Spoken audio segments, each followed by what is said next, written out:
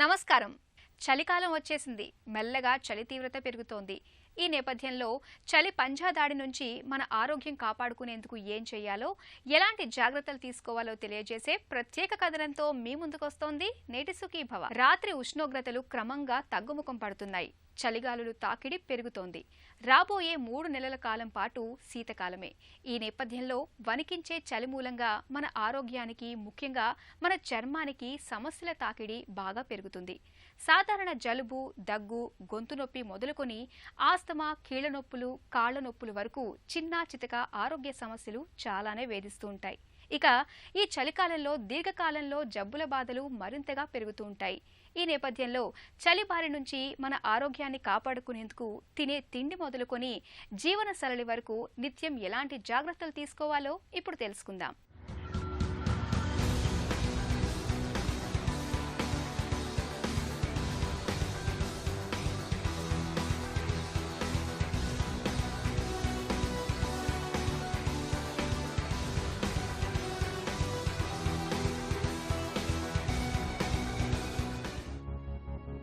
ఋతువులు మనం రమ్మంటే వచ్చేవి, పొమ్మంటే పోయేవి కావు.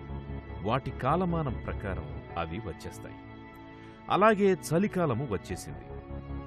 పొద్దున్నే ఓ గంట పొగమంచు పలకరిస్తుంది. తలుపు తెరిస్తే ఎక్కడ ఇంట్లోకి వచ్చేస్తుందో అన్నట్టుగా దట్టంగా ముసురుకుని కనిపిస్తుంది. సూర్యుడి లేలేత కిరణాలు కాస్త వెచ్చబడేసరికి మంచు మబ్బులు మాయమైపోతుంటాయి. ఇక మధ్యాహ్నం మండుటెండ మామూలే. మళ్లీ రాత్రి 7 అయ్యేసరికి నేనున్నాను అంటూ చలిగాలి రివ్వున వీస్తుంది. ప్రస్తుతం 2 తెలుగు రాష్ట్రాల్లోనూ ఇదే వాతావరణం కనిపిస్తోంది. చల్లని ఈ చలికాలం మన నిత్య జీవితం పైన, ముఖ్యంగా మన ఆరోగ్యం పైన చాలా ప్రభావాన్ని చూపుతోంది. వణికించే శీతగాలి, గాలిలో తేమ తక్కువగా ఉండటం మూలంగా ఈ సీజన్లో సాధారణ జలుబు, దగ్గు, గొంతు నొప్పి వంటి బాధలు మొదలుకొని ఆస్తమా, కీళ్ల నొప్పులు, కాళ్ల నొప్పుల వరకు తరచుగా ఏదో ఒక అనారోగ్యం పలకరిస్తూ ఉంటుంది. సాధారణంగా కాలం మారినప్పుడు కొన్ని ప్రత్యేక ఆరోగ్య సమస్యలు తలెత్తుతూ ఉంటాయి. ముఖ్యంగా చలికాలం వచ్చినప్పుడు వాతావరణంలో టెంపరేచర్ బాగా తగ్గిపోతుంది. అలాగే పొడి ఎక్కువ అవుతుంది, తేమ తక్కువ అవుతుంది. దీనివల్ల కొన్ని ప్రత్యేకమైన ఆరోగ్య సమస్యలు వచ్చే అవకాశం ఉంది, ముఖ్యంగా వృద్ధుల్లో. చలికాలము ఎక్కువగా ఎఫెక్ట్ చేసేది మన చర్మాన్ని. చర్మానికి ఎప్పుడు కూడా మన సహజంగానే కొన్ని గ్రంథుల వల్ల ఆయిల్ వస్తూ ఉంటుంది. చలికాలం వాతావరణం పొడిగా ఉండటం వల్ల, టెంపరేచర్ తక్కువగా ఉండటం వల్ల చర్మం బాగా పొడి పారుతుంటుంది. ఈ డ్రై స్కిన్ వల్ల అనేక సమస్యలు ముఖ్యంగా వృద్ధుల్లో వస్తుంటాయి. కొంతమందికి దురద ఎక్కువగా కావటం, కొంతమందికి రక్తము కారటం, అదేవిధంగా కొంతమందిలో కొన్ని స్కిన్లో ఇన్ఫెక్షన్ ఎక్కువ కావడం జరుగుతూ ఉంటుంది. అదేవిధంగా సూర్యాస్తమయ వ్యాధులు ఎక్కువ అవుతుంటాయి. చలికాలం ప్రభావితం చేసేది ఇంకొక ముఖ్యమైన అవయవం మన ఊపిరితిత్తులు. అది కాకుండా ముక్కులు, సైనసెస్ ఇవి కూడా ఎఫెక్ట్ అవుతుంటాయి. చలికాలం ఎక్కువగా మనం ఈ శ్వాసకోశ సంబంధమైన వ్యాధులు, ఆస్తమా, సిఓపిడి ఎక్కువ కావటం, అదేవిధంగా సైనస్ వచ్చిన వాళ్ళకి సైనసైటిస్ ఎక్కువ కావటం, రైనైటిస్ అంటే ముక్కు దిబ్బల సమస్య వాళ్ళకి అది ఎక్కువ కావడం జరుగుతూ ఉంటుంది. ఇది కాకుండా పెద్దవారిలో ప్రాస్టేట్ సమస్య, అదేవిధంగా మూత్రనాళ సంబంధ సమస్యలు, మానసిక వ్యాధుల్లో డిప్రెషన్ ఎక్కువ కావటం, గుండె జబ్బులు ఎక్కువగా రావటం, అదే స్ట్రోక్ కూడా ఈ చలికాలం మనం ఎక్కువ ఇన్సిడెంట్ చూస్తూ ఉంటాం. చలికాలం సాధారణంగా కీళ్ళు బాగా బిగిసిపోయి నొప్పులు ఎక్కువ అవుతుంటాయి. ముఖ్యంగా రుమటాయిడ్ ఆర్థరైటిస్ పేషెంట్స్లో ఈ సమస్య మనం ఎక్కువగా చూస్తూ ఉంటాం. పెదవులు, చర్మము పొడివారడం, పాదాలు పగలడం, గోళ్లు పెళుసుబారి చిట్లడం ఇవన్నీ చలికాలం వచ్చేసిందని శరీరం మనకు తెలియజేసే సూచనలు. చర్మం నల్లబడుతుంది, ముఖం కాంతిహీనంగా మారుతుంది. గాలిలో తేమ తగ్గడం వల్లే ఈ మార్పులన్నీ. ఇంట్లో నానమ్మో అమ్మమ్మో ఉంటే ఒంటికి కొబ్బరి నూనె రాసుకోమని, పెదవులకు నెయ్యి రాసుకోమని, సున్నిపిండితో స్నానం చేయమని చెప్తుంటారు. అమ్మాయిలు మాత్రం గ్లిజరిన్ సబ్బులు అంటారు. లిప్ బామ్లు, మాయిశ్చరైజర్లు, వ్యాజిలిన్ బాటిళ్లు ఖాళీ చేసేస్తుంటారు. చలికి చాలా వరకు మన ఇంట్లో తయారు చేసుకునే చిట్కాలే సరిపోతాయి. వయస్సును బట్టి, చర్మం తీరును బట్టి కాస్మెటిక్స్ ఎంపికండాలి. ఉదయమే కొబ్బరి నూనె మర్దన చేసుకుని సున్నిపిండితో స్నానం చేస్తే చర్మం పొడిబారదు. మనలో చాలామంది చలిగా ఉందని వేడివేడి నీళ్లతో స్నానం చేస్తుంటారు. కానీ ఏ కాలమైనా గోరువెచ్చని నీటితో స్నానమే ఆరోగ్యానికి మంచిది అని చెప్తారు నిపుణులు. చలికాలంలో చర్మం బాగా పొడి అయిపోయి చర్మంలో దురద ఎక్కువ అవుతుంది, పగుళ్ళు ఎక్కువ అవుతాయి. ఈ పగుళ్ళు అరిచేతులు అరికాళ్ళు కూడా మనకి కనపడుతూ ఉంటాయి. దీనివల్ల ఇన్ఫెక్షన్ ఎక్కువగా రావటం, దురద ఎక్కువ ఉండటం జరుగుతూ ఉంటుంది. ఇన్ఫెక్షన్ ముఖ్యంగా మధుమేహ వ్యాధిగ్రస్తుల్లో ఈ ఇన్ఫెక్షన్ ఎక్కువైపోయి ఒక్కొక్కసారి ఆరోగ్యానికి చాలా ప్రమాదం జరిగే అవకాశం ఉంది. ఇటువంటి సమస్యలు రాకుండా ఉండాలంటే మన చర్మానికి ఎప్పుడు కూడా ఒక పూతలాగా, అది ఏదైనా మాయిశ్చరింగ్ క్రీమ్ కావచ్చు, సింపుల్ కొబ్బరి నూనె కావచ్చు, లేదా వైట్ పెట్రోల్ జెల్లీ కావచ్చు, రోజు పూసుకుంటే ఈ చర్మం అనేది ఆరోగ్యంగా ఉంటుంది. అదే కాకుండా చాలామంది సబ్బు ఎక్కువగా వాడుతుంటారు. ఈ కాలంలో సబ్బు తక్కువగా వాడాలి. సున్నిపిని లాంటి న్యాచురల్ పద్ధతులు చాలా ఉపయోగపడుతుంటాయి. అది కాకుండా మీరు స్నానం చేయగానే తప్పకుండా కొబ్బరి నూనె కానివ్వండి, లేదా ఇతర ఏదైనా మన సాధారణంగా మార్కెట్లో లభ్యమయ్యే మాయిశ్చరింగ్ క్రీమ్స్ కానీ రాసుకుంటే ఈ డ్రై స్కిన్ బాధ నుంచి మనం తప్పించుకోవచ్చు.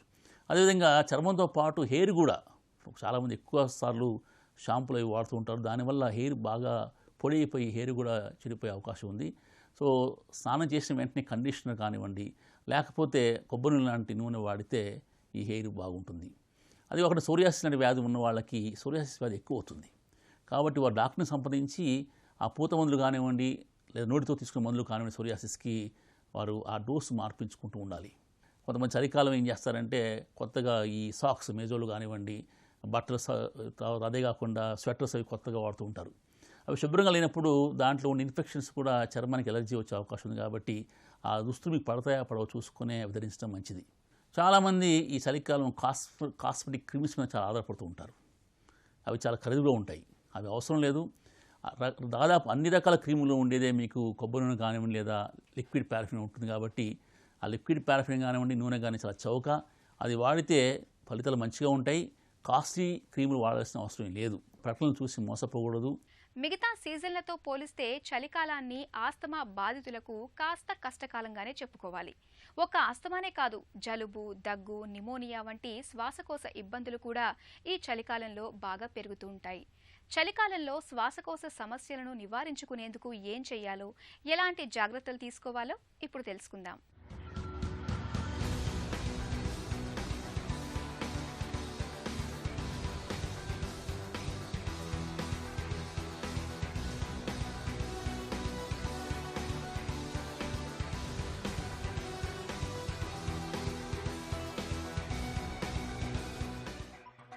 ఈ శీతాకాలంలో చలిగా ఉందని వేడివేడిగా గంటకో టీ తాగేస్తూ రోడ్డు పక్కన పకోడీలు, మిర్చి బజ్జీలు లాగించేస్తే అవి లేనిపోని సమస్యలు కొని తెచ్చుకున్నట్లే అవుతుంది. టీలు, కాఫీలు తగ్గించుకొని వాటి బదులు కూరగాయల సూపు, చికెన్ సూపు తాగొచ్చు. టీ తాగేవారు పాలతో చేసే టీ బదులు తులసి, పుదీనా లాంటి ఆకులు వాడి తయారు చేసే హెర్బల్ టీలు తాగొచ్చు. అందులో చిన్న అల్లం ముక్క వేసుకుంటే మరి మంచిది. చలికాలంలో ఉష్ణోగ్రతతో పాటే మన దేహంలో శక్తి నిలువలు కూడా తగ్గిపోతాయి. కాబట్టి ఎండిన పండ్లు, బాదం, పిస్తా, అక్రూట్ లాంటి గింజల్లోని పప్పులు రోజు తప్పనిసరిగా తీసుకోవాలి. ఇవి శరీర ఉష్ణోగ్రతను పెంచుతాయి. అల్లం, వెల్లుల్లి, దాల్చిన చెక్క, మెంతులు, మిరియాలు, ఇంగువ, జీలకర్ర వంటివి రక్త ప్రసారాన్ని మెరుగుపరుస్తాయి. జలుబు, దగ్గు రాకుండా చూస్తాయి. చలికాలం జీర్ణశక్తి మందగిస్తుంది. మలబద్ధకము కొందరిని ఇబ్బంది పెడుతుంది. రాత్రి భోజనంలో చారు తప్పనిసరి ఉండాలి. ఆహారంలో తాజా కూరగాయలు ఎక్కువగా తీసుకోవాలి. వేడి పదార్థాలని తినాలి. చలికాలంలో చలవ వస్తువు తినకూడదు, వేడి వస్తువు తినాలంటుంటారు. ఇలా చలవ వస్తువులు, వేడి వస్తువులు అనేది వైద్య పరిభాషలు లేవు. చాలామంది చలికాలం బాగా చలిగా ఉందని మద్యం సేవిస్తుంటారు. అది కూడా మంచిది కాదు. మద్యం సేవించడం మీకు ఏమాత్రం లాభం లేదు, ఒళ్ళు వేడేం కాదు. దానివల్ల ఇతర ఆరోగ్య సమస్యలు, కాలేయం చెడిపోవడం, మీద చెడిపోవడం, నరాలు చెడిపోవడం జరుగుతుంది. కాబట్టి మద్యం మీద ఆధారపడకూడదు. మద్యం వల్ల మీకేం వేడి పుట్టదు, కేవలం ఆరోగ్యం పాడవుతుంది. అదే చాలామంది ధూమపానం చేస్తుంటారు. ఇలా చలికాలం ఉన్నప్పుడు అదొక సైకలాజికల్ ఫీలింగ్ అనమాట. మానసికంగా అది వేడి పుట్టిస్తూనే ఒక అపోహ మాత్రమే. ధూమపానం వల్ల ఎన్నో అనర్థాలు ఉన్నాయి. కాబట్టి చలికాలం కానీ ఏ కాలం కానివ్వండి ధూమపానం ఉపయోగం లేదు. చలికాలం దానివల్ల మీకు వేడేం పుట్టదు కాబట్టి ధూమపానం జోలికి పోవద్దు. అదే చాలామంది వేడి వస్తువులు అదేవిధంగా వేడిగా ఉండే సూప్స్ తాగితే మంచిది అనుకుంటారు. అదేం లేదు. మీరు ఎంత వేడి తిన్నా ఎంత వేడిగా తాగినా మన శరీరంలో పోగానే అవి మన బాడీ టెంపరేచర్ తగ్గిపోతాయి కాబట్టి వాటి వల్ల పెద్ద ఉపయోగం ఉండదు. ప్రత్యేకమైన ఆహారం అంటూ ఏమి ఉండదు. కానీ వృద్ధులు నీళ్ళు ఎక్కువగా తాగకూడదు. నీళ్ళు ఎక్కువగా తాగినప్పుడు ఏమవుతుందంటే వారిలో కొన్ని మూత్రనాళ సమస్య, ముఖ్యంగా ప్రాస్టేట్ సమస్య ఉన్న వాళ్ళు మూత్రం నిలిచిపోయే అవకాశం ఉంది. అదేవిధంగా సోడియం కూడా డైల్యూట్ అయిపోయి హైపోనెట్రీమియా అనే సమస్య వచ్చే అవకాశం ఉంది. కాబట్టి మోతాదుకి మించి అంటే అవసరానికి మించిన నీళ్లు తాగకూడదు. అదేవిధంగా చాలామంది ఈ చలికాలం బజ్జీలు, వేడివేడి బజ్జీలు కానివ్వండి, మిర్చి కానివ్వండి, కాఫీ టీలు ఎక్కువ సేవిస్తుంటారు. ఫ్రైడ్ ఫుడ్స్ కాబట్టి వాటి వల్ల మీకు ఆరోగ్య సమస్యలు వస్తాయి. చలికాలం అవి తినటం వల్ల మీకు వేడేం పుట్టదు, దానివల్ల పెద్ద ఉపయోగం ఉండదు. అది కేవలం ఒక మానసిక సంతృప్తి మాత్రమే. దానివల్ల మీకు వేడేం పుట్టదు కాబట్టి అనారోగ్యమైన ఆహారం మీరు తినకూడదు. చాలామంది లెక్కకు మించి మోతాదుకు మించి కాఫీలు టీలు తాగుతుంటారు. అది కూడా మంచిది కాదు. కొంతమంది అయితే మసాలా బాగా తినాలి, మసాలా తింటే నాన్ వెజ్ తింటే వేడి పుడుతుంది అనుకుంటారు. అది కూడా కరెక్ట్ కాదు. మసాలా ఫుడ్ వల్ల కానీ మాంసాహారం వల్ల కానీ వేడేం పుట్టదు. మోతాదు మించితే ఏదైనా ఆరోగ్యానికి మంచిది కాదు. మసాలా వల్ల మీకు ఎసిడిటీ రావచ్చు. నాన్ వెజ్ వల్ల కూడా కొన్ని మీకు ప్రత్యేకమైన సమస్యలు వచ్చే అవకాశం ఉంది. చలికాలంలో వాతావరణంలో కనిపించే మార్పులు ఆస్తమా, బ్రాంకైటిస్, సిఓపిడి వంటి శ్వాసకోశ జబ్బులతో బాధపడే వారికి చాలా సమస్యల్ని తెచ్చిపెడుతుంటాయి. మాటిమాటికి ఆస్తమా అటాక్స్ వస్తాయి. ఊపిరి తీసుకోవడం కష్టంగా ఉంటుంది. ఇక ఎగ్జిమా, సోరియాసిస్ వంటి మొండి వ్యాధులు శీతగాలికి మరింత ఉధృతంగా మారుతాయి. చలిగాలికి కీళ్లన్నీ బిర్ర బిగిసి నొప్పులు పోటెత్తుతుంటాయి. ఉదయాన్నే మంచం దిగడం కష్టంగా ఉంటుంది. ఇక ప్రొస్టేట్ బాధలు అధికంగానే ఉంటాయి. చలి వాతావరణంలో మాటిమాటికి మూత్రానికి వెళ్లాల్సి వస్తుంటుంది. చలికాలంలో ఉష్ణోగ్రతలు తగ్గడం వల్ల శరీర ఉష్ణోగ్రతను స్థిరంగా ఉంచేందుకు రక్తనాళాలు సన్నగా కుచించుకుపోతుంటాయి. ఈ పరిస్థితి గుండె జబ్బు పేషెంట్లకు ఎంతమాత్రం మంచిది కాదు. ఈ సమస్యలన్నీ తట్టుకొని ఆరోగ్యాన్ని భద్రంగా ఉంచుకునేందుకు సీజన్కి తగ్గట్టుగా జీవన సరళిలో ప్రత్యేకమైన జాగ్రత్తలు తీసుకోవాల్సి ఉంటుంది. చలికాలంలో ఇంకో ప్రధాన సమస్య ఏంటంటే లంగ్స్ అంటే శ్వాసకు సంబంధమైన వ్యాధులు ఎక్కువ ఏర్పడుతుంటాయి. ఇది ఉబ్బసం అంటే ఆస్తమా కావచ్చు, లేదా సిఓపిడి ఉన్న వాళ్ళకి అది ఎక్కువగా అవటం, జలుబు లాంటి అంటే అలర్జిక్ రైనైటిస్ అది ఎక్కువగా అవటం, సైనసైటిస్ లాంటి సమస్యలు ఈ కాలంలో మనం ఎక్కువగా చూస్తుంటాం. ఇవి కాకుండా కామన్ కోల్డ్ అంటే మామూలుగా వచ్చే జలుబు, అదేవిధంగా ఫ్లూ అనేది మనం ఈ కాలం ఎక్కువ చూస్తుంటాం. చల్లో బయటికి పోయిన మాత్రాన జలుబు, ఫ్లూ రాదు. ఈ కాలంలో ఈ వైరస్లు ఎక్కువ ఉంటాయి కాబట్టి, అవి ఎక్కువ కాలం గాలిలో మనగలుగుతాయి కాబట్టి మనకి ఈ కాలంలో ఈ జబ్బులు ఎక్కువ వస్తుంటాయి. అది కాకుండా మనం రాత్రంతా వెచ్చగా పడుకొని సడన్గా మనం బయటి వాతావరణంకి వచ్చినప్పుడు ఆ చల్లని వాతావరణం వల్ల కొంతమందికి శ్వాసనాళాలు రియాక్ట్ అయిపోయి ఉన్న ఆస్తమా ఎక్కువ అవుతుంది. అదేవిధంగా ఉన్న ఎలర్జిక్ రైనైటిస్ అంటే తుమ్ములు అనే ఆ ఎలర్జిక్ ఎక్కువ అవుతుంటుంది. అదేవిధంగా సైనసైటిస్ ఎక్కువ అవుతుంటుంది. ఇటువంటివన్నీ మనం అధిగమించాలంటే అకస్మాత్తుగా మీరు ఒకేసారి మీ బెడ్రూమ్లోంచి చల్లగాలికి ఎక్స్పోజ్ కాకూడదు. బయటకు వచ్చినప్పుడు ఏదైనా ఆచ్ఛాదన ఉండాలి. టవల్ కావచ్చు, మఫ్లర్ కావచ్చు. అలాగే బయటకు వచ్చినప్పుడు మీరు కొంచెం వేడి దుస్తులు అంటే అది స్వెటర్ కావచ్చు, కోట్ కావచ్చు వేసుకొని వస్తేనే మంచిది. వృద్ధులు లేదా ఉబ్బసం లాంటి వ్యాధి ఉన్నవారు ఈ కాలంలో ఉదయం పూట బయటికి రాకపోవటం మంచిది. ఎండప్పుడు వచ్చినాక దాదాపు 9-10 గంటల ప్రాంతంలోనే వారు బయటికి వస్తే ఈ సమస్యలు తక్కువయ్యే అవకాశం ఉంది. ఈ కాలంలో సిఓపిడి పేషెంట్స్కి అంటే ఎక్కువ కాలం స్మోక్ చేసి ఆస్మా ఉన్న వాళ్ళకి కొన్ని సంవత్సరాల తర్వాత సిఓపిడి వస్తుంది. ఆ సిఓపిడి కూడా ఎక్కువ అవుతుంది. అదేవిధంగా శ్వాసకోశ సంబంధం ఇన్ఫెక్షన్ కూడా మనం ఈ కాలంలో ఎక్కువగా చూస్తుంటాం. కాబట్టి ఈ పేషెంట్స్ తప్పకుండా వ్యాక్సిన్ చేయించుకోవాలి. ఈ కాలంలో వచ్చే ఫ్లూ కావచ్చు, రకరకాల ఫ్లూస్ ఉంటాయి. అందులో కొన్ని రకాల ఫ్లూకి రాకుండా వ్యాక్సిన్ ఉంది. దాదాపు 4 రకాల వైరస్ని ఈ వ్యాక్సిన్ నిరోధిస్తుంది. కాబట్టి చలికాలం ప్రారంభంలోనే ఈ ఫ్లూ వ్యాక్సిన్ వేయించుకోవాలి. ఈ ఫ్లూ వ్యాక్సిన్ అందరూ వేయించుకోవచ్చు. కాకపోతే వృద్ధుల్లోనూ డయాబెటీస్ ఉన్నవారు, ఆస్మా ఉన్నవారు, సిఓపిడి ఉన్నవారు తప్పకుండా ఈ వ్యాక్సిన్ వేయించుకోవాలి. అదే ప్రెగ్నెంట్ ఉమెన్ కూడా ఫ్లూ వ్యాక్సిన్ వేయించుకోవాలి. ఎందుకంటే ప్రెగ్నెన్సీలో ఫ్లూ వస్తే అది చాలా ప్రమాదకరంగా మారుతుంది. శీతాకాలంలో వణికించే చలిగాలుల తాకిడిని తట్టుకుని ఆరోగ్యాన్ని బేషుగ్గా ఉంచుకునేందుకు ఏం చేయాలో, దీర్ఘకాలిక జబ్బుల్ని అదుపులో ఉంచుకోవడానికి ఎలాంటి జాగ్రత్తలు తీసుకోవాలో, రోజువారీ జీవనశైలి ఎలా ఉండాలో ఇప్పుడు తెలుసుకుందాం.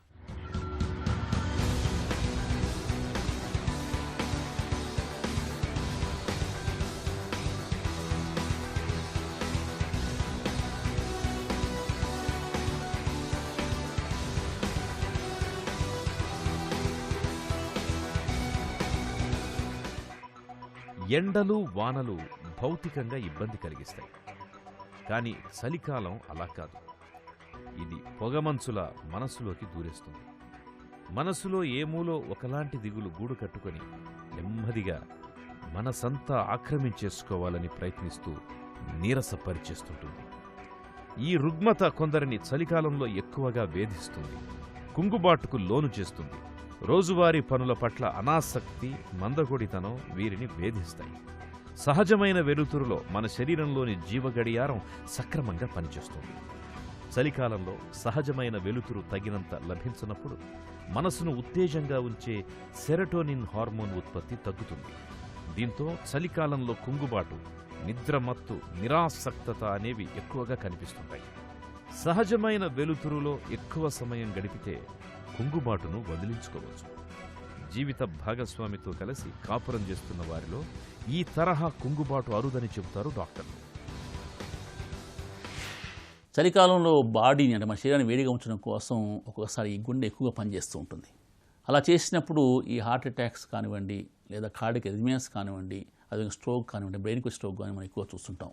ఇవి రాకుండా ఉండాలంటే చలికాలం తప్పకుండా మీ కన్సల్టెంట్ డాక్టర్ని కన్సల్ట్ చేసి మందులు మార్పు చేయించుకోవటం, అవసరమైన ప్రత్యేక పరీక్షలు చేయించుకొని రిస్క్ ఫ్యాక్టర్స్ ఏమైనా ఉన్నాయా, ఈసీజీ ఎలా ఉంది, బ్లడ్ ప్రెషర్ ఎలా ఉంది, మధుమేహం ఎలా ఉంది, కంట్రోల్ ఉందని చూసుకొని దానికి తగ్గట్టు మందులు వాడితే మీరు ఈ ఎమర్జెన్సీ నుంచి మిమ్మల్ని మీరు కాపాడుకోవచ్చు.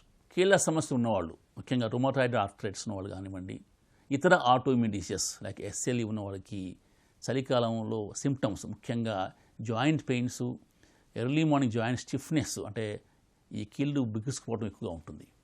చలికాలం వీరి మందుల డోసులు మార్పులు చేయించుకోవాలి. వారి ఫ్యామిలీ డాక్టర్ని కలిసి వారే మందు డోసుని చలికాలం తగ్గట్టుగా దాన్ని అడ్జస్ట్ చేసుకోవాలి. చలికాలంలో మానసిక సమస్యలు ఎక్కువ అవుతుంటాయి, ముఖ్యంగా డిప్రెషన్, ఈ కుంగుబాటుతనము మనం చలికాలం ఎక్కువగా చూస్తుంటాం. దీనికి కారణం ఏంటంటే మన వాతావరణంలో వచ్చే మార్పులు. అంటే మన పగటి సమయం దాదాపు 10 గంటలకు 10 గంటలకు తగ్గిపోతుంది, రాత్రి వేళ 13 గంటలు 14 గంటలు అవుతుంది. సో ఆ విధంగా మన శరీరం మీద, మన మెదడు మీద ఎఫెక్ట్ పడి డిప్రెషన్ వచ్చే అవకాశం ఉంది. చాలా వరకు చాలా వాతావరణం డల్గా, అంటే ఎప్పుడు చీకటిగా ఉండటం, ఒక్కొక్కసారి మబ్బులు బట్టి ఉంటుంది కొన్ని దేశాల్లో. దానివల్ల సూర్యకాంతి లేక వాళ్ళు డిప్రెషన్కి లోనే అవకాశాలు ఎక్కువ. కాబట్టి చలికాలం డిప్రెషన్ లోన్ కాకుండా ఉండాలంటే మీరు ఎప్పుడు యాక్టివ్గా ఉంటూ ఉండాలి. మీ హాబీస్ మీరు ఇన్వాల్వ్ కావాలి. అదేవిధంగా మీ ఫ్రెండ్స్ని, ఫ్యామిలీస్తో స్పెండ్ చేస్తూ ఉండాలి. ఒకవేళ డిప్రెషన్ లక్షణాలు కనపడితే ముఖ్యంగా ఇళ్లలో కిటికీలు తలుపులు బిగించకుండా, చాలామంది చలికాలం చలి వస్తుందని మొత్తం కిటికీలు వేసేసి కట్టెలు వేస్తుంటారు. ఆ ఇల్లంతా చీకటిగా డల్గా ఉంటుంది, అది కూడా డిప్రెషన్ కారణం అవుతుంది. కాబట్టి ఎప్పుడు ఇంట్లోకి వెలుతురు బాగా వచ్చేటట్టు, అవసరమైతే ఈ ఎండకు బయటకు వెళ్ళటం, స్నేహితులను కలవటం, అదేవిధంగా గెట్ టుగెదర్స్ పార్టీస్ వాటికి వెళ్ళటం. సో ఆ విధంగా మనం తరచుగా అందరిని కలుస్తూ ఉంటే డిప్రెషన్ వచ్చే అవకాశాలు తక్కువ. అప్పటికి మీకు డిప్రెషన్ అనిపిస్తే మీరు మానసిక వైద్యం కానివ్వండి, అదే మీ ఫ్యామిలీ డాక్టర్ని కలిసి తాత్కాలిక కొన్ని మందులు వాడితే డిప్రెషన్ మిమ్మల్ని మీరు కాపాడుకోవచ్చు. చలికాలం వచ్చినప్పుడు మనం మన ఆరోగ్యాన్ని కాపాడుకునే కొన్ని చిట్కాలు పాటించాలి. ఒకటి, రోజు మీరు మీ చర్మానికి ఆయిల్ అంటే కొబ్బరి నూనె కానివ్వండి, లిక్విడ్ పారాఫిన్ కానివ్వండి, లేదా ఏదైనా మాయిశ్చరింగ్ క్రీమ్ కానీ రాసుకుంటే మీ చర్మాన్ని మీరు కాపాడుకుంటారు. ఎక్కువగా సబ్బు వాడకుండా, ఎక్కువ షాంపూలు వాడకుండా ఉండాలి. తలకు కూడా నూనె రాసుకుంటూ ఉండాలి. అదేవిధంగా బయటికి వెళ్ళినప్పుడు అకస్మాత్తుగా బాగా చల్లు బయటికి వెళ్లకుండా, వీలైతే కొంచెం ఎండ వచ్చినప్పుడే బయటికి వెళ్తే మంచిది. వృద్ధులు ముఖ్యంగా ఆస్తమా కానివ్వండి, సిఓపిడి కానివ్వండి, గుండె జబ్బులు కానివ్వండి, ఇతర ప్రాస్టేట్ సమస్యలు ఉన్నప్పుడు చలికి ఎక్కువ ఎక్స్పోజ్ కాకుండా ఉండాలి. రాత్రి పడుకున్నప్పుడు ముఖ్యంగా వృద్ధుల్లో సరైన ఆచ్ఛాదన అంటే బ్లాంకెట్ కానివ్వండి, దుప్పట్లు కానివ్వండి సరిగా ఉండాలి. అదేవిధంగా సోరియాసిస్ ఉన్నవారు డాక్టర్ని కన్సల్ట్ చేసి సోరియాసిస్కి ప్రత్యేక మందులు, అవసరమైతే ఎక్కువ డోసు వాడుతూ ఉండాలి. గుండె జబ్బులు లేదా హార్ట్ అటాక్ వచ్చే రిస్క్ ఉన్నవాళ్ళు డాక్టర్ని కన్సల్ట్ చేసి లక్షణాలు, ఏ చిన్న లక్షణం కనబడ్డా వెంటనే ట్రీట్మెంట్ తీసుకోవాలి.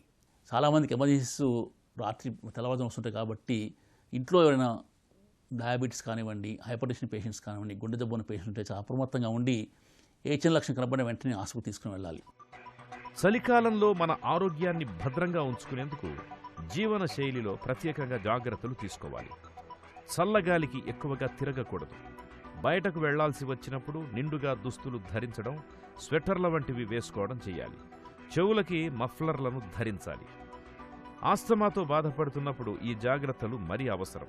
జలుబు, దగ్గు వంటి బాధలు దరిచేరకుండా ఉండేందుకు నిత్యం వేడి నీటి ఆవిరిని పట్టుకుంటూ ఉండాలి.